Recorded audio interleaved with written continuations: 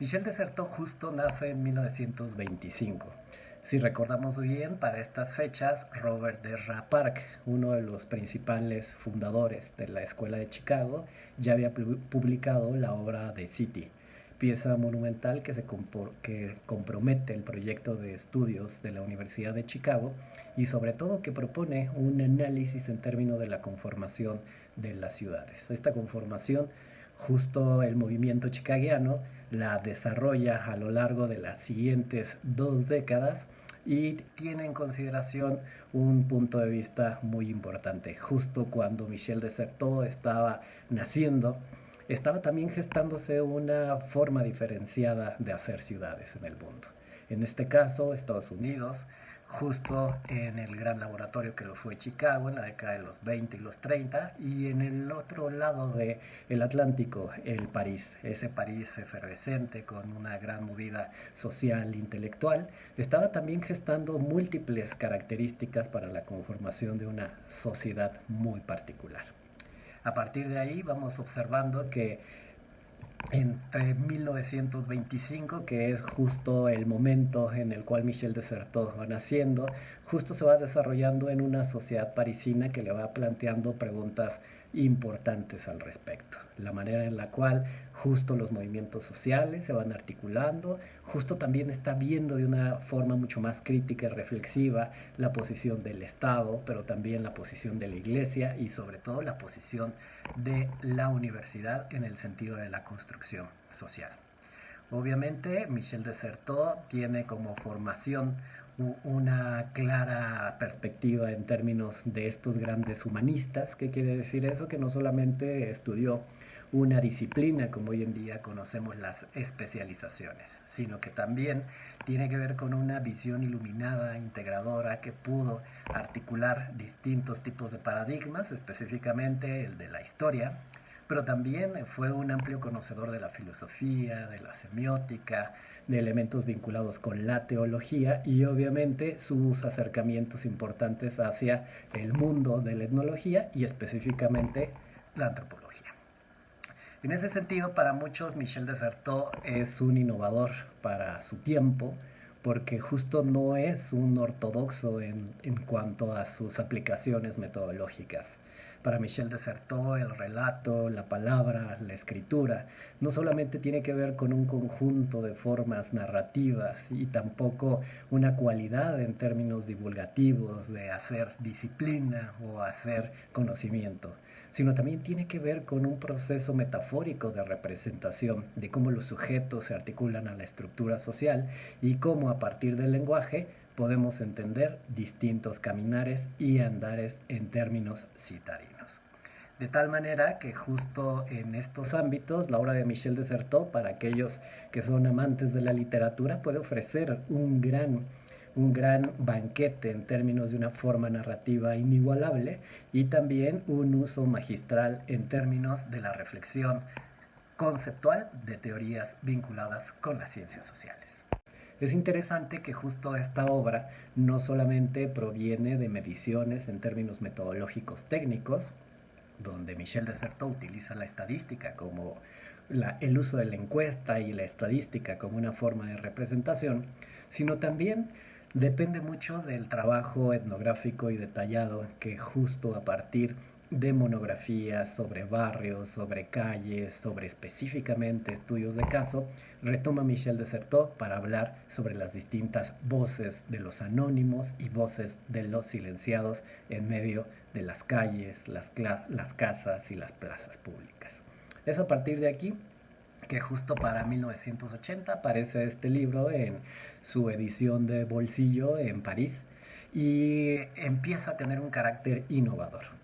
Un carácter que justo va encerrando no solamente las articulaciones conceptuales sobre temas vinculados con el sujeto, la estructura, la ciudad, la cotidianidad, categorías que además eran importantes en esa época, puesto que, por ejemplo, si recordamos el paralelo de la condición o de la categoría específica de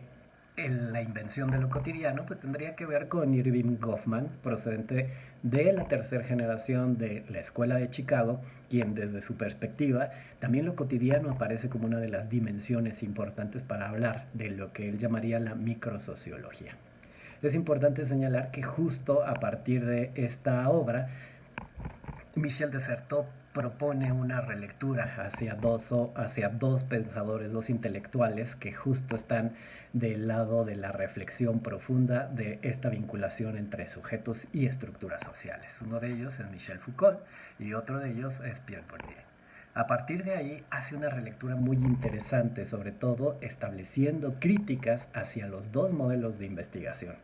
No olvidemos que Michel Desserteaux tenía una formación en términos de historiador y teología, y eso le permitía no solamente posicionar la construcción de los hechos culturales a partir de una noción de procesos históricos, sino que también le permitía justo situar a los individuos en esquemas relacionados con pluralidades, con diversidades, con asimetrías y con formas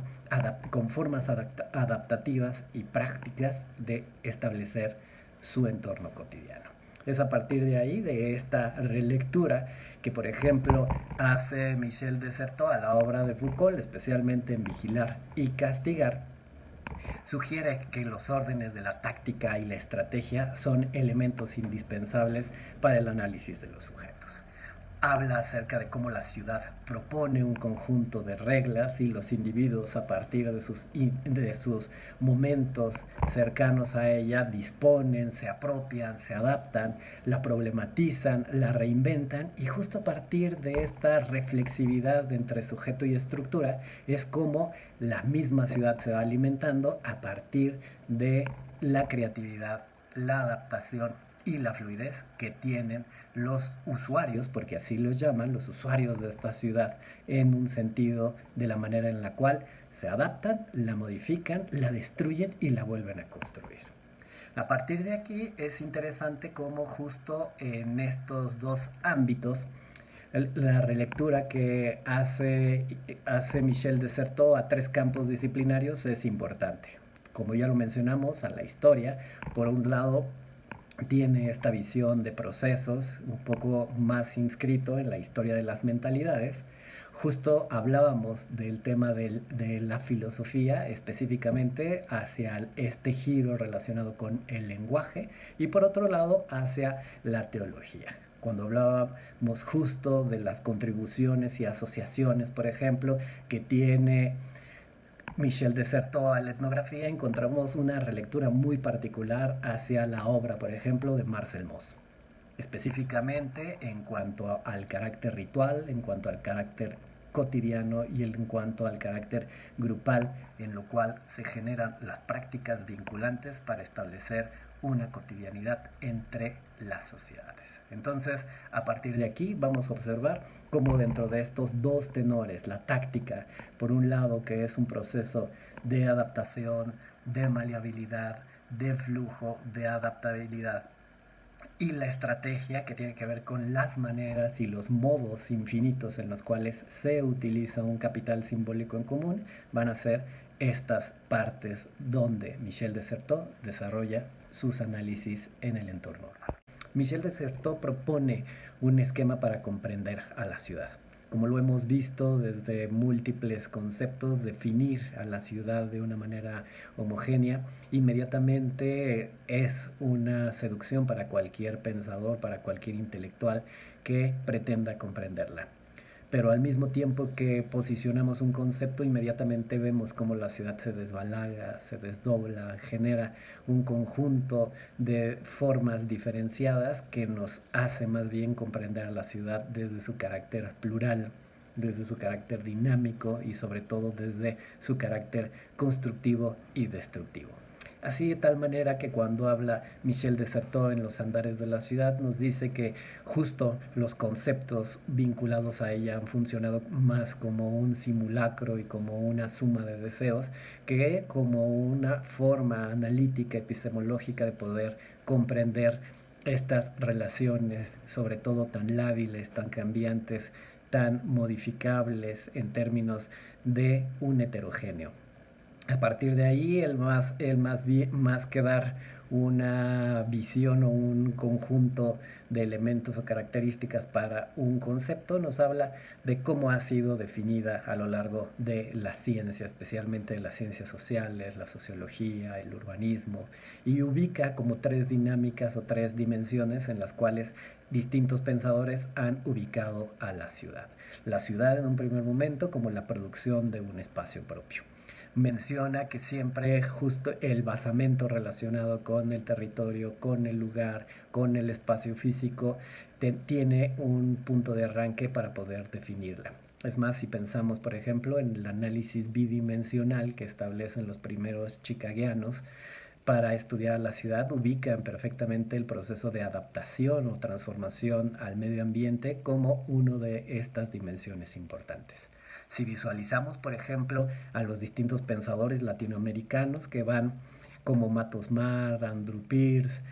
distintos pensadores relacionados con la lógica de lo urbano, ubicamos siempre la condición en términos espaciales. La segunda condición en la cual se ha pensado la ciudad, según Michel de Certeau, es la sustitución de las resistencias de un no tiempo. Esto es interesante porque justo cuando nos habla de ciudad nos habla de un proceso continuo de innovación. De esta caída y de este crepúsculo de dioses, de mitos, también tiene una capacidad transformadora. Al momento que instaura una identidad, una memoria, estamos viendo cómo justo sucede una necesidad de reinventarla, de resignificarla y de adaptarla. Es este proceso de destrucción, construcción o de un no tiempo lineal que establece la yuxtaposición de distintas características para comprender la forma en la cual se generan prácticas culturales dentro de un enfoque citadino. Y la tercera de las maneras en las cuales ha sido definida, según este autor francés, tiene que ver con la creación de un sujeto universal y el anonimato que es ella misma. Si recordamos, por ejemplo, el pensamiento de George Simmel acerca del espíritu de las ciudades, donde convoca a la ciudad misma no solamente como un emplazamiento en términos espaciales, sino también como una entidad que tiene una vocación, una intencionalidad, una performatividad y que impone cierto tipo de prefijos en términos de prácticas cotidianas, como por ejemplo el uso del tiempo. A partir de ahí nos habla de cómo en esta lógica la ciudad encuentra en lo urbano una manera que ha tenido el aparato del orden del Estado como su pretensión de poder ordenarla. Para Michel de Certeau, lo urbano termina siendo una invención en términos de los humanos para intentar parchar todos estos elementos caóticos que resultan a partir de lo inesperado y de la incertidumbre que conforman las prácticas culturales. A partir de ahí, justo en estos andares de la ciudad, nos hace mención a tres características que no debemos de perder de vista para su análisis. El punto de vista de lo presente, de lo discontinuo y de lo fáctico. Y estos tres elementos son importantes para considerarlos. Cuando hacemos estudios vinculados con el tema de lo urbano, siempre estamos inscritos al menos en un punto de vista del mundo de lo presente. Dice Michel de Certeau que esto es un buen punto de partida, pero no olvidar que justo la ciudad se incluye como una intervención en procesos históricos y hacer preguntas del presente, no solamente desde el momento que está sucediendo, sino desde una pluralidad de momentos que van del pasado hacia el futuro, implica justo ubicarnos en esa dimensión. La lógica de lo discontinuo nos habla de una imposibilidad de pensar que es una historia lineal, que es una historia que va teniendo una secuencia ordenada, sino más bien estamos hablando de procesos transhistóricos ubicados en pluriversos citadinos y también desarrollados a partir de prácticas contradictorias y sobre todo emergentes. Finalmente, lo fáctico. Para Michel de Certeau, ya que habla mucho de las tácticas y las estrategias, lo fáctico es un proceso indispensable de comprensión. Hay prácticas y esas prácticas muchas veces son procesos de adaptación, de resistencia, de modos particulares y racionales de andar en términos de relaciones espaciales, pero también de formas en las cuales se desarrolla el andar en la vida cotidiana. A partir de esto, por ejemplo, en este maravilloso capítulo de Andares en la ciudad, vamos a ver cómo dentro de estas formas de análisis, la búsqueda hacia cómo se hacen, cómo se construyen y qué significan las prácticas culturales, pensadas ellas como el leer, el caminar, justo el cocinar, el hablar, terminan siendo elementos de análisis profundo para este autor.